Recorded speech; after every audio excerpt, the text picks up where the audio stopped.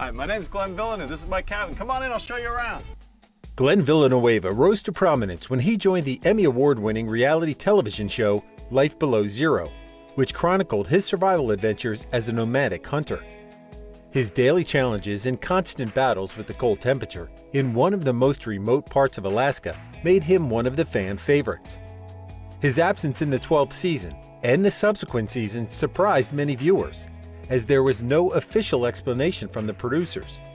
He broke his silence when he made a guest appearance in a popular podcast. Since then, his fans continue to wonder what happened to Glenn after his untimely dismissal from the show. There's nothing to prepare you for this way of life. It's either you are into it or not. With this kind of opening line in a TV series, viewers were highly intrigued at the kind of content that National Geographic Channel came up with in 2013, when they launched Life Below Zero. However, the second line, "I don't want them to eat me, but they want to eat me," just ensured that it would generate a cult following.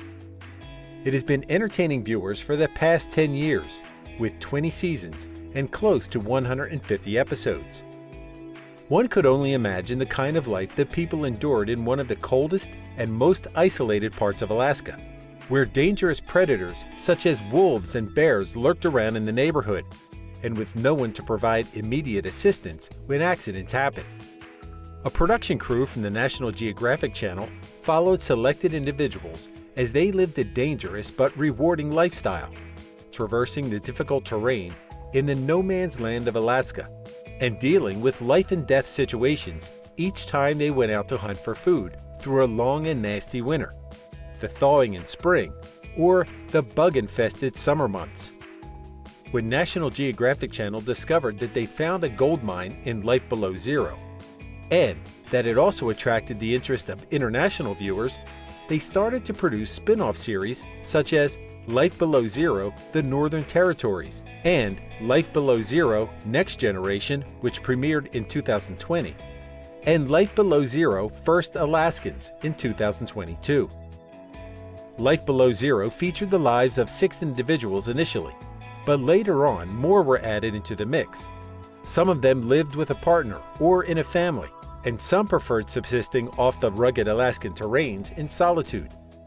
They were mostly separated by many miles, but all of them faced the same challenges living, some would say surviving, with their cruel opponent, the environment. Here are a few of the most interesting cast members from the show. Sue Akins was considered the face of the series and was about 50 years old when it started. At that time, she was the warden of the Kavik River Camp, which was home to hunting groups visiting the area for almost a decade. She was known to have survived a grizzly bear attack sometime in 2010 that left her for dead. Her address was the GP coordinate of 69.4 north and 146.5 west, about 350 miles from her nearest neighbor. Andy Bassich and his wife Kate lived by the Yukon River in Eagle, Alaska, which is around 120 miles south of the Arctic Circle. The only route in or out of their home was by using a boat or a snowmobile. They run a dog mushing and survival school. He was popularly nicknamed in the area as MacGyver, as he constantly assessed the quality of his life by the amount of freedom he enjoyed in his remote address. Chip Hailstone lived with his wife Agnes, a native Inupiaq in Norvik, Alaska, which is about 20 miles north of the Arctic Circle. They had 7 kids, and their home was situated near the Kobik River. His motto in life was, "Live for today, but plan for tomorrow." Eric Salatin and Glenn Villeneuve were the resident lone wolves in the show. They both lived somewhere in the Brooks Range, but separated by miles. The former worked as a registered guide and outfitter in Wiseman, Alaska, about 70 miles north of the Arctic Circle, and the latter lived in Chandalar, Alaska, about 60 miles north of the Arctic Circle. Glenn Villeneuve isn't a native of Alaska, born in the small town of Jericho in Chittenden County, part of the city of Burlington, Vermont, on 18 March 1969. He spent much of his free time in the wilderness, as he loved outdoor activities such as camping, fishing, and hunting. He was a licensed pilot and owned a plane before he entered the world of reality TV. Glenn isn't very forthcoming about his growing up years and his parents, but mentioned that he had a brother named Neil. When he started appearing in Life Below Zero, Glenn was already separated and had 2 children with quirky names, such as Willow Leaves and Wolf Song, with his first wife, Sylvia Doimiken, an opera singer from Berlin, Germany.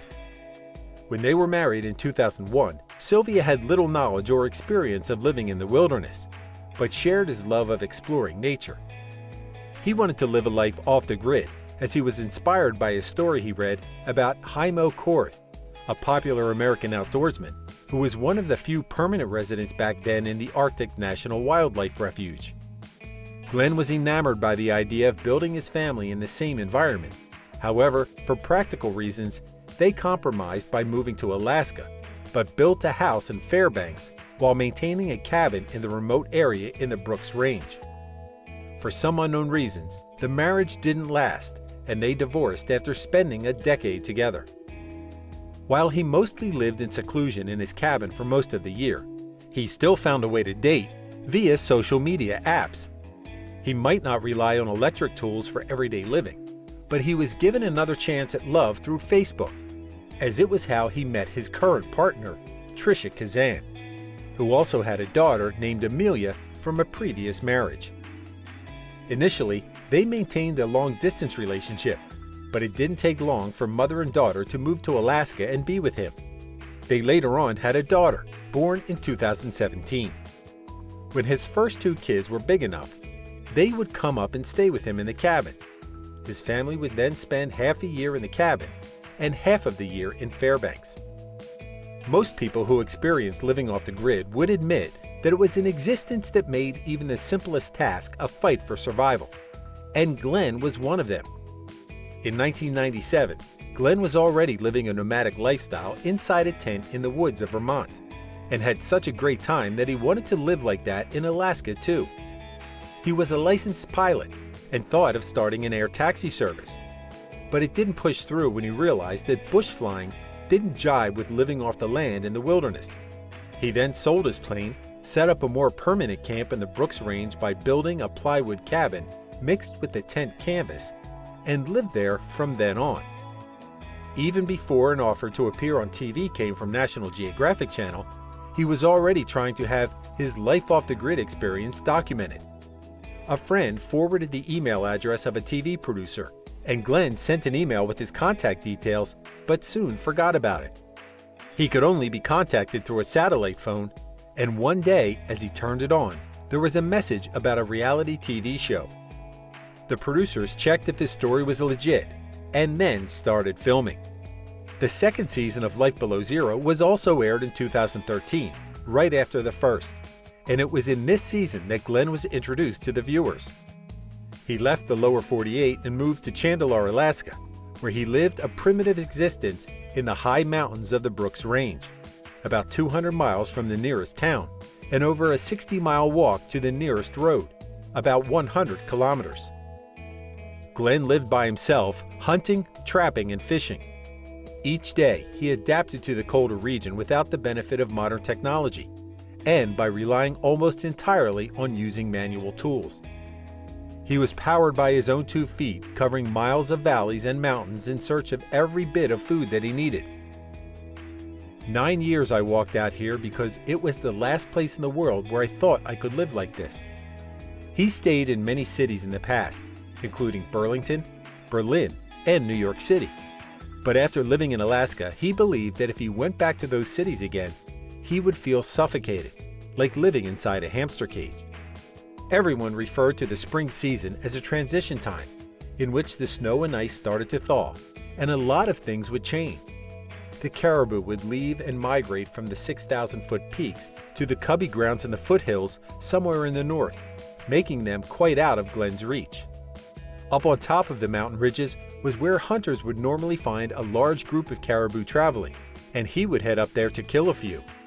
The danger to it was each time he decided to hunt for food, it would mean he would leave his camp unprotected. There was always a huge risk of bear coming and ripping up his cabin when he was gone, so before leaving, he secured everything around his camp. He packed as lightly as possible, making sure to bring a hatchet, a hunting knife, and a rifle. However, finding the prey wasn't always easy. It could take him up to 10 trips to the mountain before he found caribou.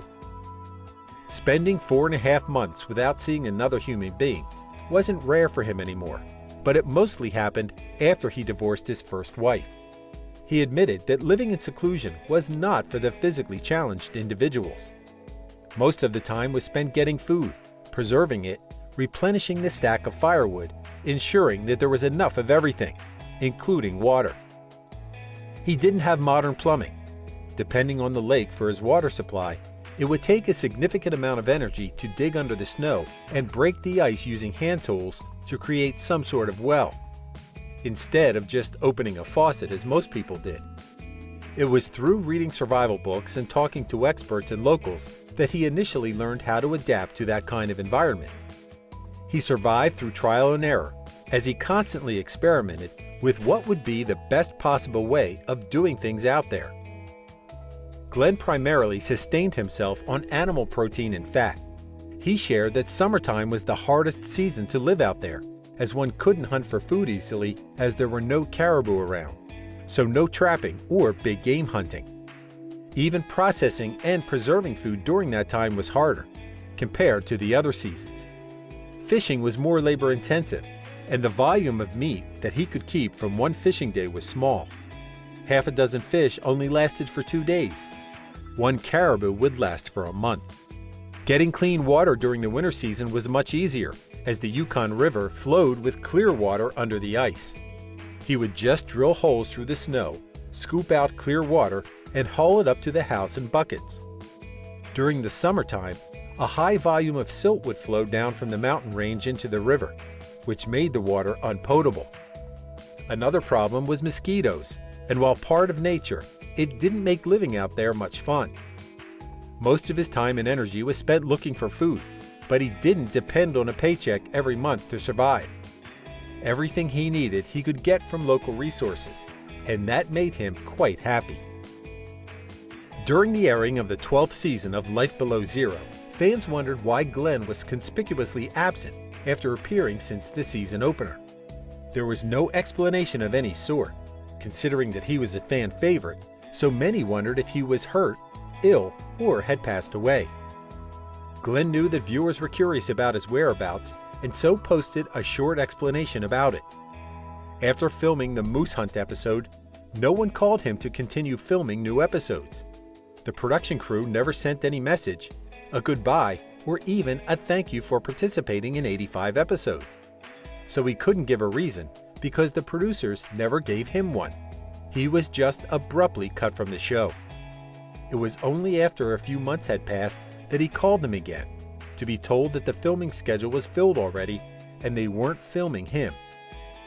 During an episode of the Joe Rogan podcast in December 2019, Glenn shared more about his departure from the show and believed that it boiled down to differences in creative vision with the producers.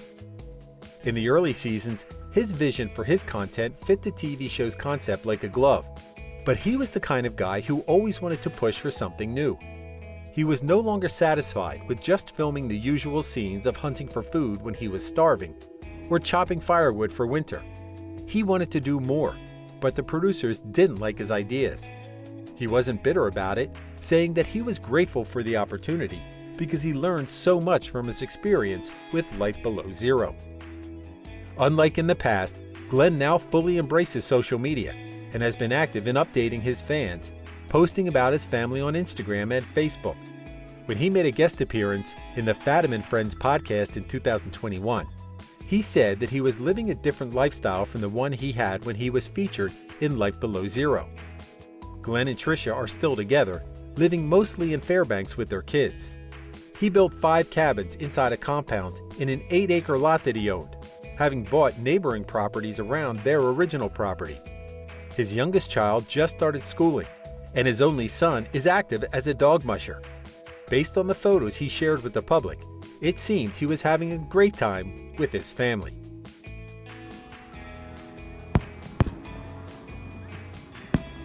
Hey everyone, wishing you a very happy new year from Fairbanks, Alaska. Thank you for spending some time with us. Make sure to like and subscribe so you never miss another video. We also handpick these videos which we recommend you watch next. You can talk to us on all social medias or ask a question in the comments below. Thank you for being with us, and we'll see you back tomorrow.